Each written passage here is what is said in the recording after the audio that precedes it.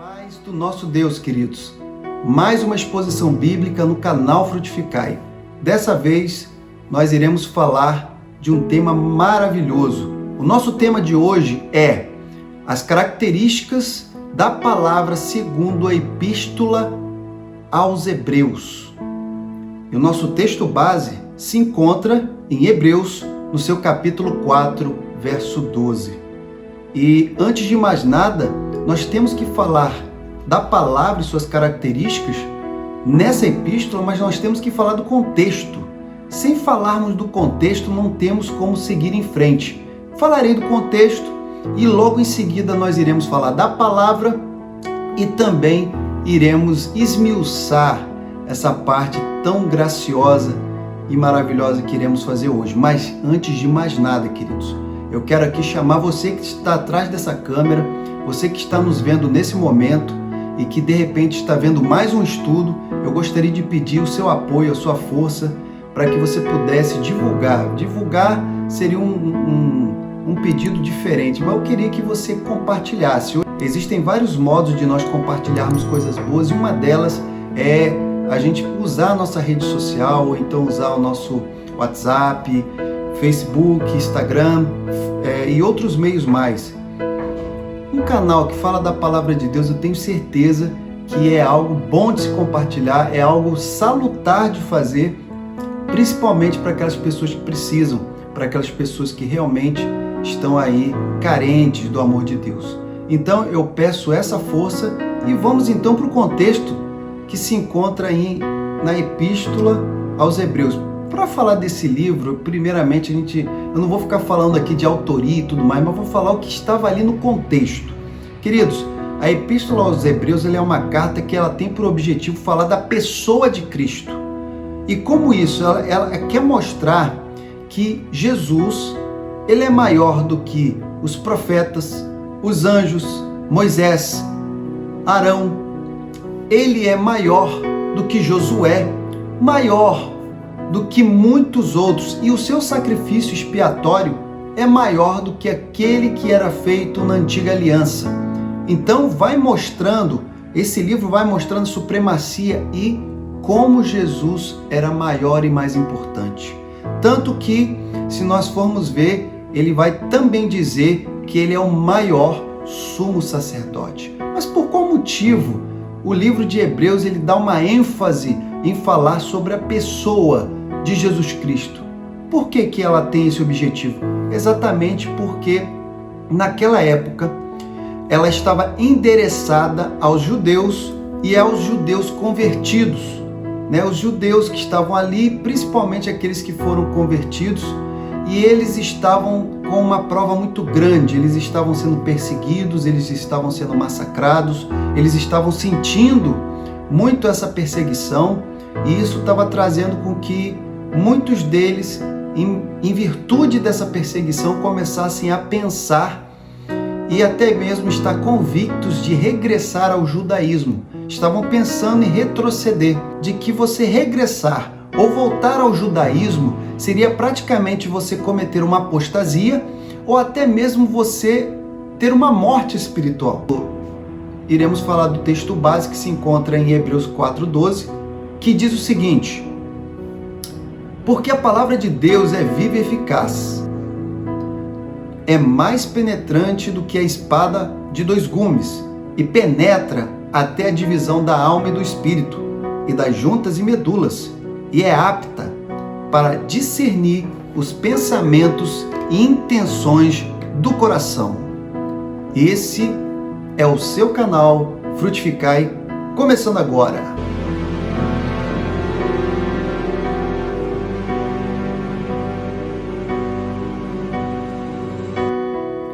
Bom, queridos, mais uma vez aqui com vocês, lhe agradeço aqui você retornar a ver os nossos vídeos, a ver as nossas exposições, e quero de pronto aqui dizer que esse estudo também, como todos os demais, a gente se dedica bastante, se estuda bastante para poder chegar até aqui e passar um conteúdo de qualidade que possa abençoar a sua vida. E vendo Hebreus no seu capítulo 4, verso 12, já com o contexto dito, nós vemos aqui que em primeiro momento nós podemos imaginar que ele está falando sobre a palavra. Sim, mas o que seria a palavra que Hebreus está mencionando, uma vez que a Bíblia ainda não estava reunida ou ela não estava praticamente pronta? Então seria a Bíblia que nós usamos hoje? Seria exatamente a que nós estamos utilizando sempre? Que é a palavra de Deus? Era essa palavra que Hebreus estava se utilizando para falar que a palavra de Deus é viva e eficaz, e aquelas outras particularidades era essa? Bom, queridos, nós não podemos esquecer que a palavra de Deus, até o momento, ela era a palavra que era falada pelo Senhor, assim como era também a palavra que tinha sido deixada pelo Senhor, a palavra escrita e a palavra falada. Para isso, nós vamos ler algo que nos dê base para isso. E a primeira, nós podemos ler aí Lucas 5, no seu capítulo 1, que nos demonstra aí a palavra falada, que diz o seguinte: e aconteceu que, apertando-o a multidão para ouvir a palavra de Deus, estava ele junto ao lago de Genezaré. Isso daí era a oportunidade onde Cristo iria ali pregar a uma multidão e teve que se afastar um pouco dela, indo até um local onde estivesse dentro de um barco.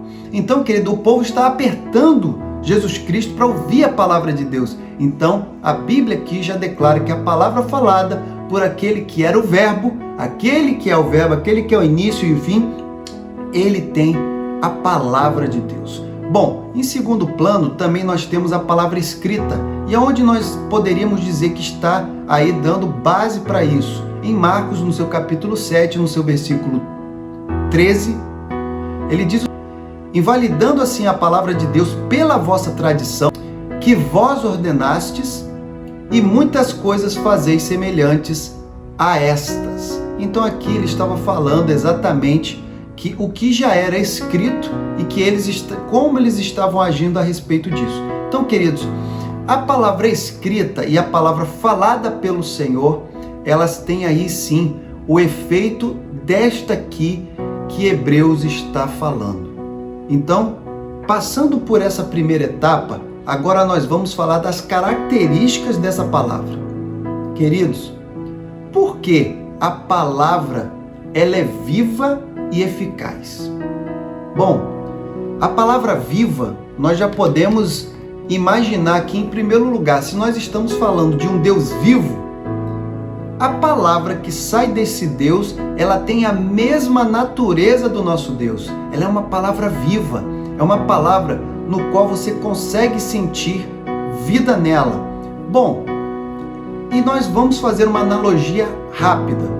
Se de repente você ouvisse um vídeo ou uma palavra, ou até mesmo um artigo de uma pessoa no qual você conceitua como sábia, e automaticamente você curtisse aquela palavra como uma palavra sábia, naturalmente você entenderia que essa palavra tem a mesma natureza de quem a originou. Se você já considera a pessoa sábia, é natural que a palavra no qual essa pessoa está falando também é sábia. Então, o nosso Deus, ele é vivo. Automaticamente, a palavra de Deus, ela é viva. Exatamente por essa é a primeira característica que vem em Hebreus. A palavra é viva. Então, queridos, eu tenho que também salientar que existe também um versículo que fala algo a respeito, como está em João, no seu capítulo 6, verso 63, na parte B, que diz o seguinte: e a palavra que eu vos tenho dito são espírito e são vida. Isso são palavras do Mestre. Então, se a palavra que era dita pelo Mestre era viva, era vida, então é natural que o autor aos Hebreus estivesse aqui ratificando a natureza dessa palavra. Ela é viva. Bom, em segundo momento, querido, agora nós vamos falar sobre a palavra ser eficaz. Bom, todo mundo sabe qual é o efeito, qual é o significado da palavra eficaz. Bom, a palavra de Deus, ela tem uma ação e uma eficiência além de ser viva.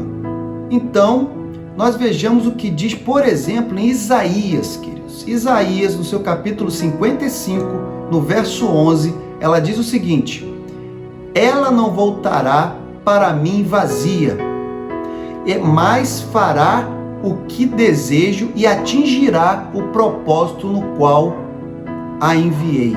Isso é o Senhor falando de que a palavra nunca volta para ele vazia, a não ser que ela cumpra assim o propósito no qual ele determinou.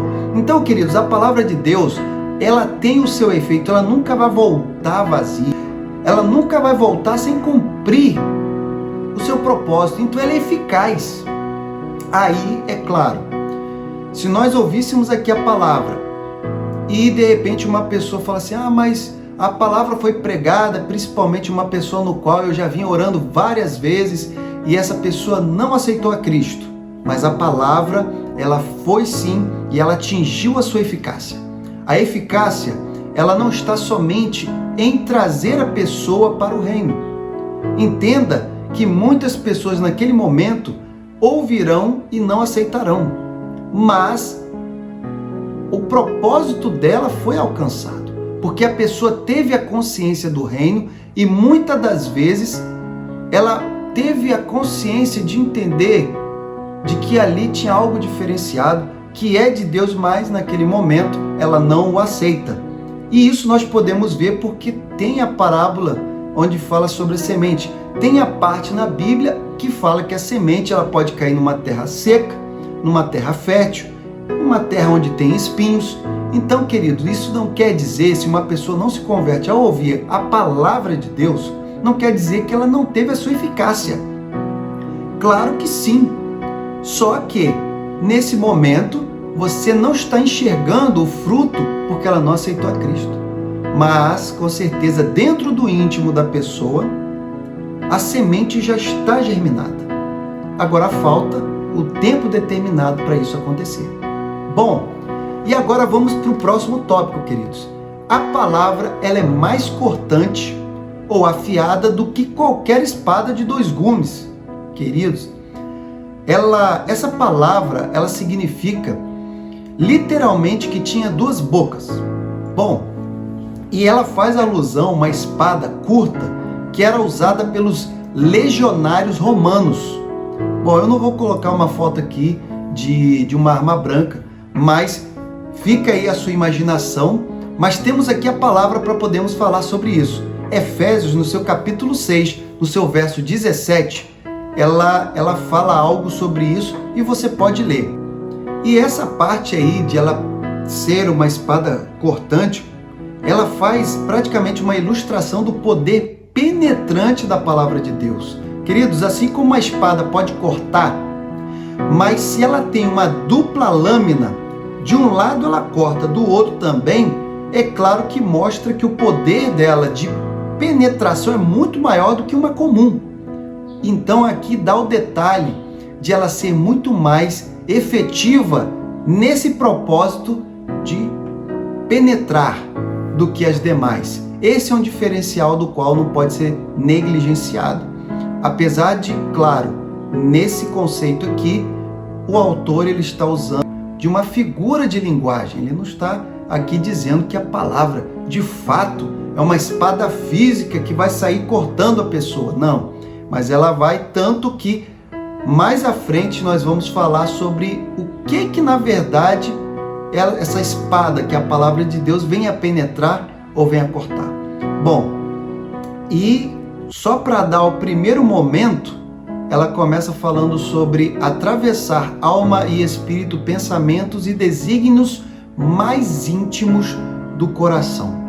Esse é um resumo que nós podemos dar, mas vamos falar aqui no detalhe, queridos, porque nós queremos que vocês entendam passo a passo o que o autor estava dizendo. Em outro momento, queridos, ele começa a falar que ela é tão penetrante, essa espada ou essa palavra, que ela chega ao ponto de dividir alma e espírito, juntas e medulas. Bom, vamos falar então sobre essa parte. A palavra de Deus, então, ela separa alma e espírito, junta e medula. Bom, O que na verdade quer dizer aqui é que a palavra de Deus, ela corta ao meio. Ela vai do princípio ao fim. E isso não quer dizer que ela está dividindo ou separando a alma ou o espírito, juntas e medulas. Até porque, queridos, como poderia, se nós usássemos até que fosse uma analogia, como explicaríamos aqui que a palavra está separando a alma do espírito?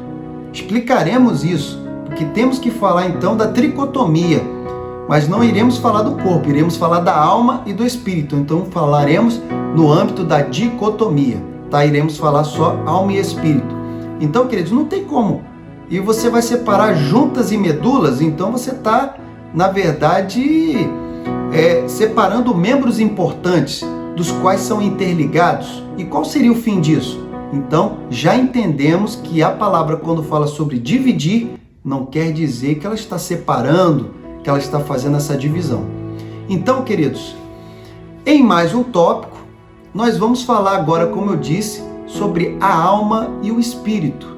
Começando então falando sobre a alma, porque eu acredito que merece explicação, porque pode ser que você não tenha dúvidas, queridos, mas algumas pessoas que vão visitar esse vídeo pode ter essa dúvida entre alma e espírito e falar assim: meu Deus, o que será alma e o que será espírito? Bom, queridos, então vamos explicar aqui o que é alma. Alma, querido, ela é identificada no Velho Testamento como nefesh. E no grego, no Novo Testamento, ela é identificada pelo termo psique.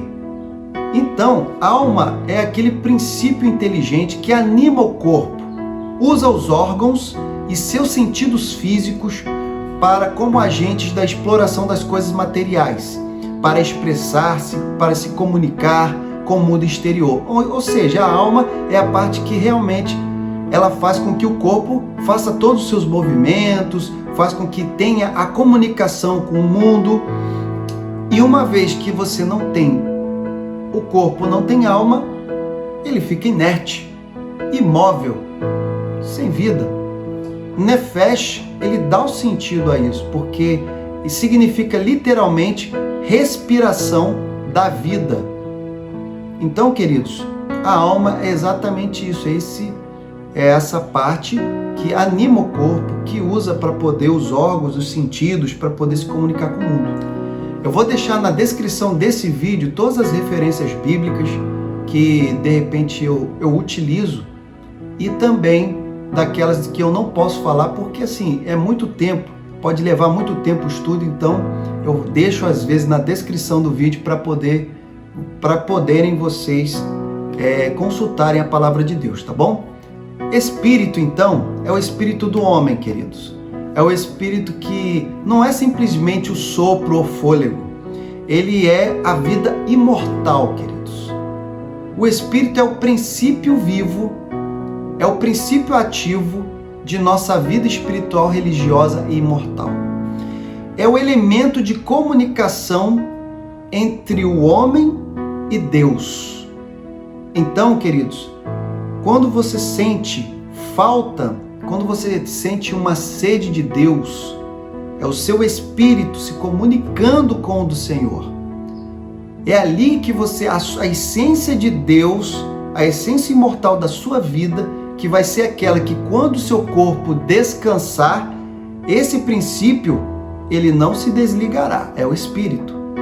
Então muitas das vezes a gente fica, meu Deus, como eu sinto falta da palavra, como eu sinto falta. Quando você sente falta de algo do Senhor, é o seu espírito se comunicando com a do Pai. Então eu tenho certeza que aqui vocês já podem imaginar que há uma diferença sensível e totalmente clara a respeito do que é alma e que é espírito. E vamos aqui, já estamos chegando ao final da nossa exposição bíblica, e ela fala sobre a palavra ser apta, ou ser então capaz de discernir pensamentos e propósitos do coração. Queridos, essa parte realmente ela é a declaração que se adiciona materialmente à ideia do poder de penetração ou poder de chegar da palavra de Deus. É incrível essa parte, porque esse termo usado nesse contexto, ele fala mais especificamente do coração, e nós podemos entender isso, porque não está falando simplesmente de alma e espírito, mas como antes, que separa, mas está falando sobre o coração. Porque sendo o coração o centro ativo da nossa existência pessoal, o coração, dentro do nosso interior, é lá que procedem os nossos desejos naturais, as nossas paixões, as nossas reflexões, as nossas meditações,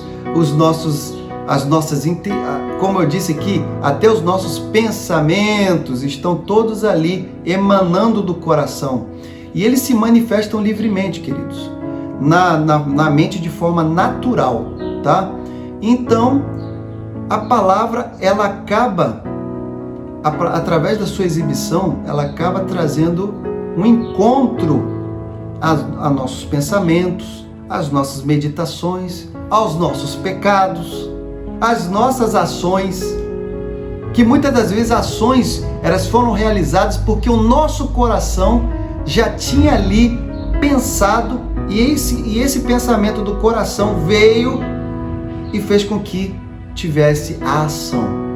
Bom, queridos, então, quando vem a palavra dizendo que ela é capaz de discernir os pensamentos e propósitos, ela não está aqui para julgar.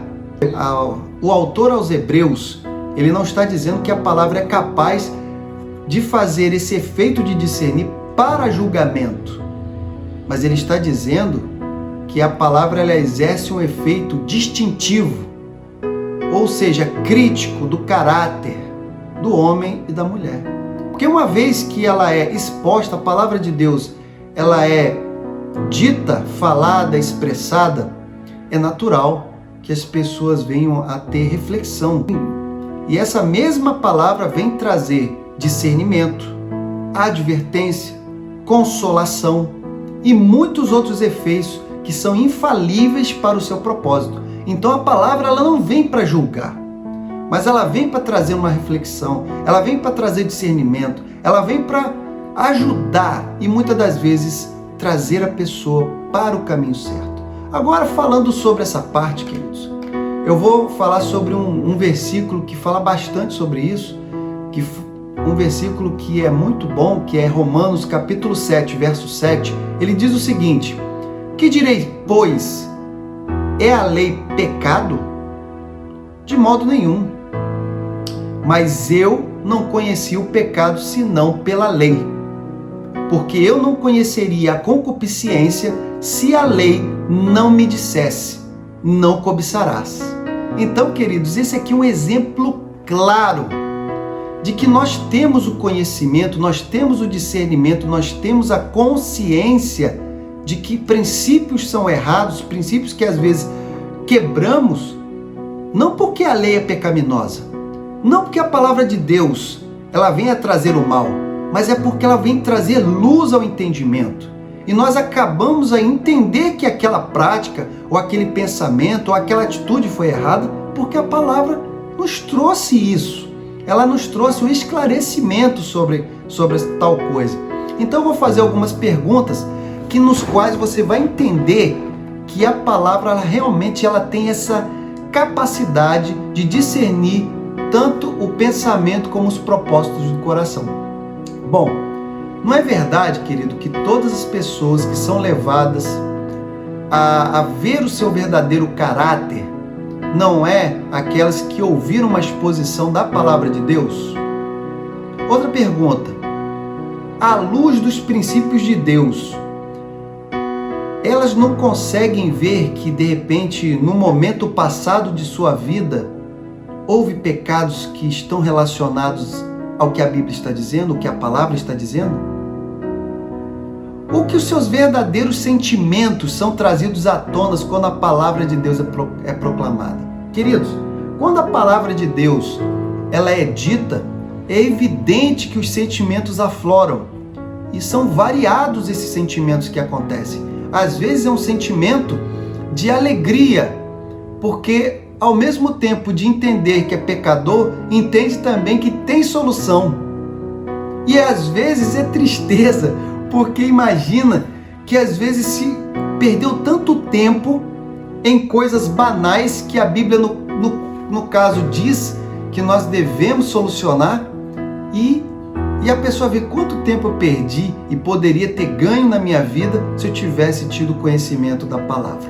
Então, queridos, a palavra, ela é capaz, sim, ela é eficaz, sim, ela é viva, sim, e ela faz a separação no qual nós já explicamos. Então, a palavra de Deus, queridos, ela é algo que, para muitos, ela é inexplicável. Para muitos, ela para muitos ela não é aceitável, porque muitas pessoas não conseguem entender que a palavra de Deus está aqui exatamente para nos aproximar do nosso Criador. Então, queridos, mais uma vez eu toco no assunto e nunca deixarei de tocar sempre que eu tiver a oportunidade, que falar da palavra de Deus é um assunto sério, no qual eu faço com temor e tremor. É um assunto no qual nós devemos não ficar com aquele calendáriozinho pensando que ler a Bíblia dentro de um ano, isso vai lhe trazer o conhecimento necessário para você ser edificado e entender tudo o que precisa. Você deve estudar a Bíblia, você deve se aperfeiçoar nas Escrituras, você deve pegar tudo no qual você tem dúvida e ter um aprofundamento. E o canal, a priori, ele tem esse sentido de tentar ajudar pessoas que querem entender a palavra de Deus. E é claro que, se Deus permitir, teremos muitas outras formas de ajudar muitas pessoas que têm tanta dificuldade em ler a palavra de Deus, de entender o que a Bíblia está dizendo, no seu original e também na forma mais usual que é hoje em dia. Tá bom, queridos? Eu quero me despedir de vocês dizendo que a graça abençoe a vocês, que o Senhor possa, através da palavra dele, trazer luz para o seu entendimento, que se de repente os seus sentimentos, os seus pensamentos, aquilo que está no seio do seu coração, ele venha aqui ser aflorado por essa palavra, se de repente a palavra de Deus, ela sempre vem trazer um pouco de conflito, porque você está indeciso por alguma forma, eu quero dizer que o Senhor pode lhe ajudar. Fique em paz, fique na graça e no conhecimento do Eterno, em morte espiritual.